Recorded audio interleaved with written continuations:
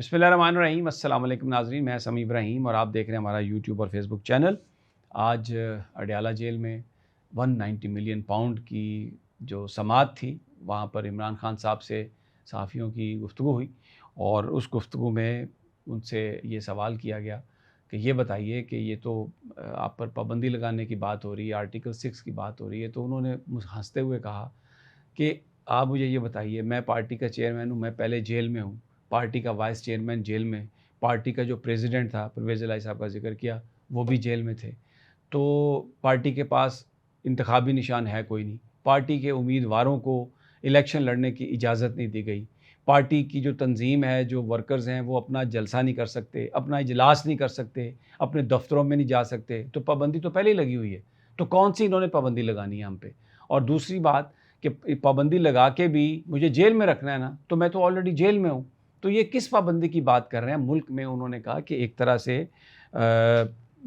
Martial law जो है वो इन्होंने लगाया हुआ है और फिर उसकी वजाहत उन्होंने की कि जो SIFC है ये मार्शल लॉ है और जो मोहसिन नकवी साहब हैं ये उनके नुमाइंदे हैं जो इस वक्त तमाम चीज़ों को चला रहे हैं और सब पर भारी हैं वो।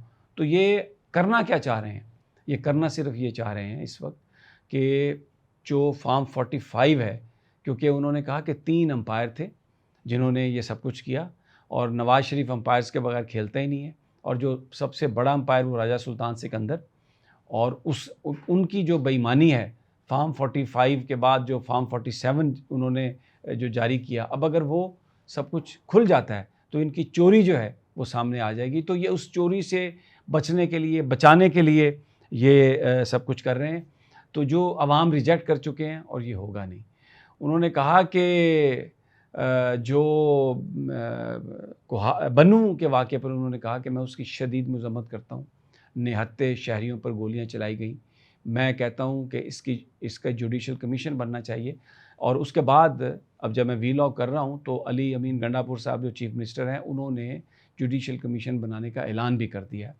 और खान साहब ने कहा कि मुझे अली अमीन से मुलाकात की इजाज़त नहीं ये करने देते, तो लेकिन मैं उनसे कहूँगा कि वो इसकी मज़म्मत करें क्योंकि सवाल किया गया था, बताया गया था उन्हें एक रिपोर्टर की जानिब से कि अली अमीन साहब ने ये कहा है कि शायद ये शरपसंद थे जिन्होंने फायरिंग की और फिर ये भी था कि KPK में तो हुकूमत PTI की है। तो खान साहब ने कहा कि मैं अली अमीन से बात करूँगा, ज़्यादा उससे मुझे मिलने नहीं देते क्योंकि लोगों पर गोलियां चलाई गई और जो लोग हैं सियासतदान उनके साथ खड़ा होता है। हम लोगों के नुमाइंदे हैं, उनकी खुशियों और गमों में शरीक होते हैं और उनके साथ अगर ज़्यादती हुई, अगर उस पर हम बात नहीं करेंगे तो लोग क्यों हमारा साथ देंगे?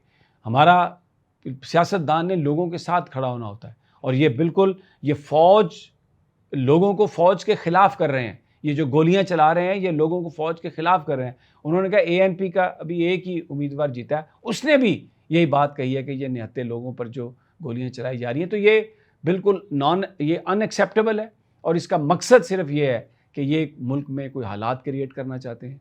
ये हो सकता है मुल्क में एमरजेंसी लगाना चाहते हो, ये हो सकता है मुल्क में कोई इस तरह की कहानी करना चाहते हो जिससे इनकी जो इलेक्शन में जो इन्होंने चोरी की है ना, वो चोरी छुप सके, क्योंकि ये अंपायर्स की मदद से ये सब कुछ हुआ है। फिर उन्होंने ये कहा है कि आर्टिकल 6 मुझ पे क्यों लगाएंगे? क्या कहा था कासिम सूरी ने उसने कहा था कि जो डोनाल्ड लू ने जो बात की है, जिस पर सिक्योरिटी काउंसिल ने, हमारी सिक्योरिटी कमेटी ने डिमार्च का फैसला किया था कि उसकी तहकीकात करवाएं। डोनाल्ड लू ने जो कहा कि हुकूमत को गिरा दिया जाएगा और फिर उसके बाद नो कॉन्फिडेंस आई और हुकूमत को गिरा दिया गया, तो ये तहकीकात हो कि ये बाहर की साजिश है या अंदर से ये काम हुआ है। और फिर हमने क्या किया था? हमने तो फौरी तौर पर इलेक्शन में जाने का ऐलान कर दिया था। और अगर आप फिर एक रिपोर्टर ने कहा कि जनाब वो तो सुप्रीम कोर्ट ने आपका जो सारा फैसला था वो गैर आइनी करार दे दिया। तो खान साहब ने कहा कि आप उसकी प्रोसीडिंग देखें, जजेस क्या कह रहे थे। जजेस ने कहा कि ठीक है, अब इलेक्शन की तरफ जा रहे हैं और राजा सुल्तान सिकंदर वहाँ पर पहुँच गए और उन्होंने कहा कि जी हम इलेक्शन के लिए तैयार ही नहीं है। आप अगर वो रिमार्क्स देखें जजेस की तो they all wanted to go for elections, लेकिन जब चीफ इलेक्शन कमिश्नर, क्योंकि ये मिला हुआ था, इसने आके ये कहा कि जी कि हम इलेक्शन कराने के लिए तैयार नहीं है, तो इलेक्शन नहीं हुए। और फिर आर्टिकल 6 तो उन लोगों पर लगना चाहिए जिन्होंने, हमने जब KP और पंजाब की हुकूमतें डिज़ोल्व की तो 90 दिन के अंदर अंदर इलेक्शन होना चाहिए था। सुप्रीम कोर्ट का फैसला भी आ गया लेकिन इन्होंने नहीं कराया। तो जिन्होंने नहीं कराया इलेक्शन उस वक्त, उनके खिलाफ आर्टिकल 6 लगना चाहिए, या उन लोगों के खिलाफ जो आइन और कानून की बात कर रहे हैं। तो ये सब एब्सर्ड है। ये लोगों की तवज्जो जो है उसको हटाने के लिए ये सब बातें की जा रही हैं। ये नहीं चाहते कि इनकी जो चोरी है वो नज़र आए, और वो ये चाहते हैं कि छुप जाए। मुज़ाकरात के हवाले से उन्होंने फिर ये बात कही कि मुज़ाकरात किसके लिए, किसके साथ मुज़ाकरात? हम तो पहले मुज़ाकरात कर चुके, और अब ये सिर्फ इसलिए बात करना चाहते हैं कि ये छुपा दें, हर चीज़ को छुपा दें। फिर इसके अलावा उन्होंने एक बात उन्होंने कहा, देखें, एक सवाल हुआ कि इस वक्त एक डेडलॉक हो गया, और अगर आपकी तरफ से गुफ्तगू नहीं होगी तो आप इस तरह हो सकता है आपकी जो है रिहाई नामुमकिन हो, क्योंकि आपकी एक केस में जान छूटती है तो दूसरे केस में फंसा देते हैं। तो ऐसा लग रहा है कि जो लीगल बैटल है वो तो लड़के जीत के आप बाहर नहीं आ सकते। तो खान साहब ने कहा, देखें, मैं जेल में हूँ ना, मैं हूँ ना जेल में, तो मैं सारी ज़िंदगी इस जेल में रहने के लिए तैयार हूँ। मैं यहाँ जान दे दूँगा अपनी, लेकिन अगर कोई ये समझता है कि वो मुझे गिरा लेगा, वो मुझे दबा लेगा या मुझे प्रेशराइज़ कर लेगा, ये बिल्कुल जो हमारे जिस काम के लिए, जिस तब्दीली के लिए, जिस मकसद के लिए हम ये कह रहे हैं कि लोगों का हक है कि उनकी मर्ज़ी की हुकूमत बनाई जाए, उन्होंने वोट दिए, उनका जो वोट है उसको सही काउंट होना चाहिए, वगरना लोगों का जमहूरियत से एतमाद उठ जाएगा। तो जो ये सब कुछ है, ये मैं इस बात से बिल्कुल मुझे कोई परवाह नहीं है। मेरी जान चली जाए, मुझे सारी ज़िंदगी जेल में रखना चाहते हैं ना, रख लें जेल में। मैं जेल से बिल्कुल यहाँ से कोई कंप्रोमाइज़ करके, कोई इस तरह का मुआहदा करके मैं यहाँ से नहीं जाऊँगा। उन्होंने फिर ये कहा कि मुझे कहा गया कि तुम 2 साल के लिए बाहर चले जाओ। तो मैंने कहा, मैं क्यों जाऊँ 2 साल के लिए बाहर? और अगर 2 साल के लिए बाहर चला जाऊँ तो फिर क्यों वापस आऊँ इस मुल्क में? उन्होंने कहा, ये नहीं हो सकता। फिर उन्होंने एक और बात कही कि देखें, अब इन्होंने फिर दोबारा गिरफ्तारियाँ शुरू कर दी हैं। इन्होंने जो हमारे सोशल मीडिया एक्टिविस्ट हैं उनको पकड़ना शुरू कर दिया। फिर अज़हर मशवानी के जो भाई हैं उनका उन्होंने ज़िक्र किया खान साहब ने, और कहा कि पार्टी लीडर्स को गिरफ़्तार किया जा रहा है, सोशल मीडिया जो एक्टिविस्ट हैं उनको गिरफ़्तार किया जा रहा है। ये चाहते हैं खौफ, ये 2 चीज़ें चाहते हैं। एक तो ये चाहते हैं कि खौफ फैला दें, और लोग जो हैं, दूसरा लोगों में मायूसी फैला दें।